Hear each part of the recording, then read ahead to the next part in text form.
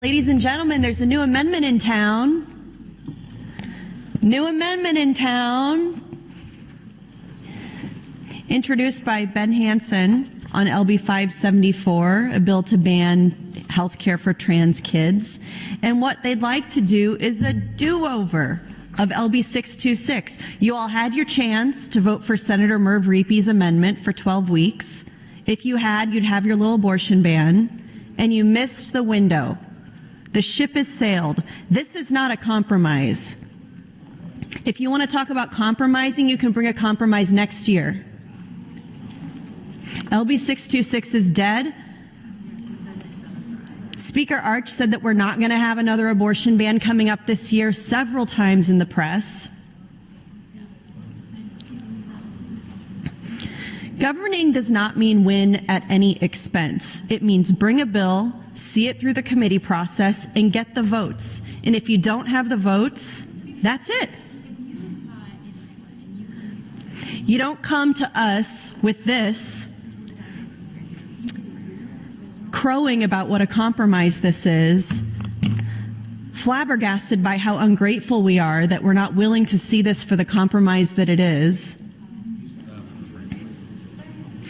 If you did the actual work, you would have solved the problem. Nobody told all of you not to vote on Senator Reepe's amendment.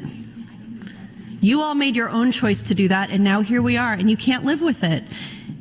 It's like if the World Series is best of 7, now you're making it best of 9. Now you're making it best of 11, really, with all the times you've stopped the clock, you've changed the rules, you've put your thumbs on the scale, and you can't stand to lose fair and square.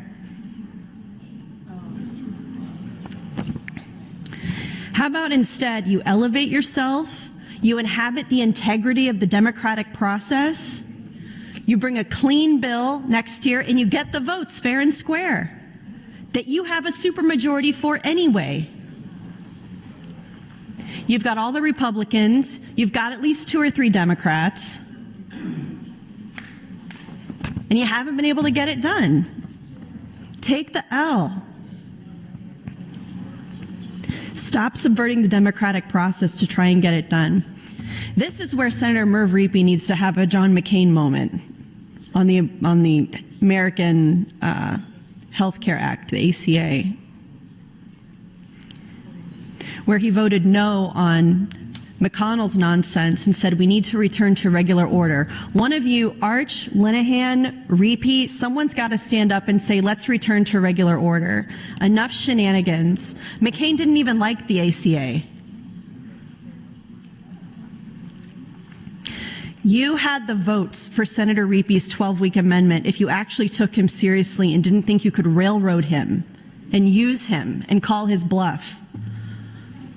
But you screwed yourselves, and here you are, you're trying to put a 12-week ban, which is not Senator Murphy's amendment. This is much more stringent than what he brought.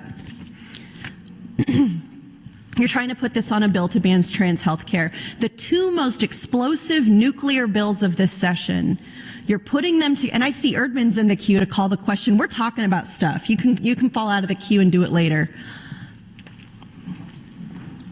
The 2 most explosive bills of this session, you are so unable to lose fair and square that you're seriously blowing up the entire rest of the session just for this. No consent calendar, no gubernatorial appointments. 1 minute. We said we'd do the opportunity scholarships that Senator Linehan has been working on for 7+ years. When she should have followed the Kauth playbook, got appointed, rolled in here, and passed her hateful little bill right off the gate. Now we know that can be done.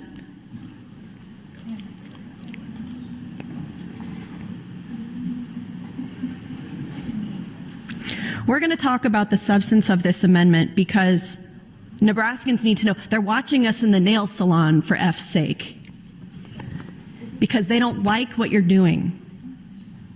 I hope you all listen to Senator Conrad when she speaks. She brings such a measured and focused and kind view to the cruelty and unkindness as exemplified by Senator Albright just openly laughing at Senator Day while she's speaking. Exemplified earlier this session by Senator Slama just openly laughing at people in the gallery who were emotional about passing the bill reducing gun restrictions. The nastiness is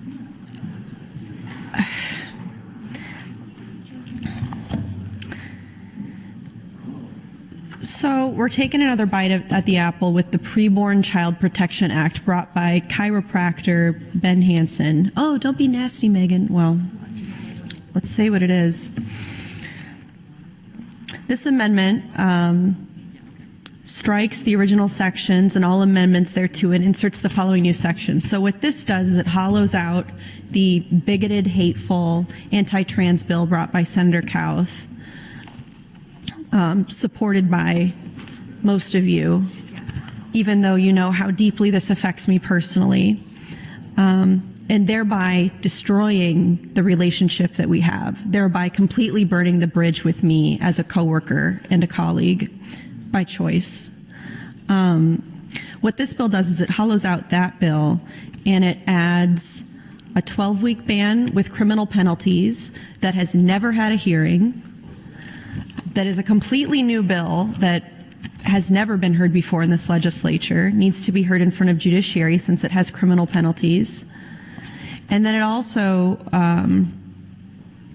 has the anti-trans bill in here as well. So we're going to do, knock them out both with one bill. We're going to hate the trans kids and hate the women and families of Nebraska.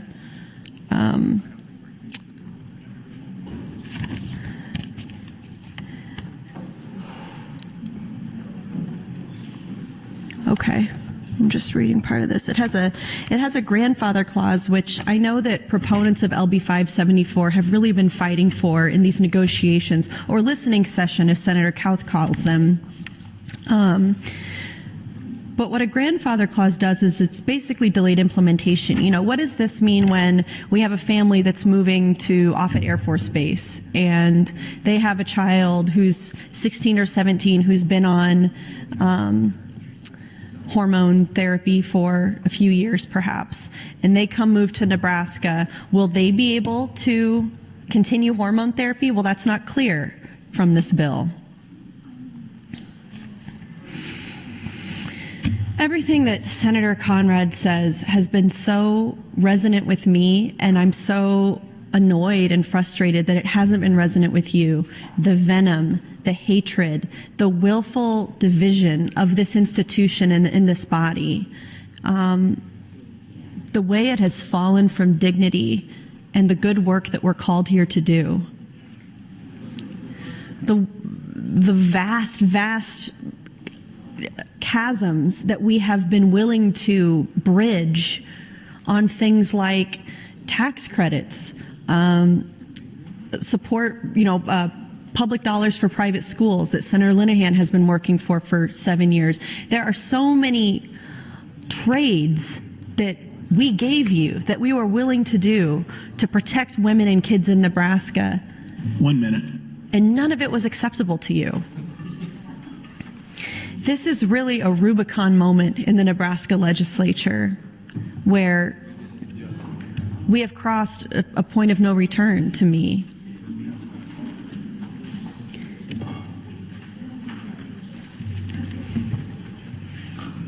The amendment is AM 1658, and I encourage Nebraskans to give it a read and reach out to your lawmakers, not just your own state senator, but all of us with your thoughts. Thank you, Mr. President.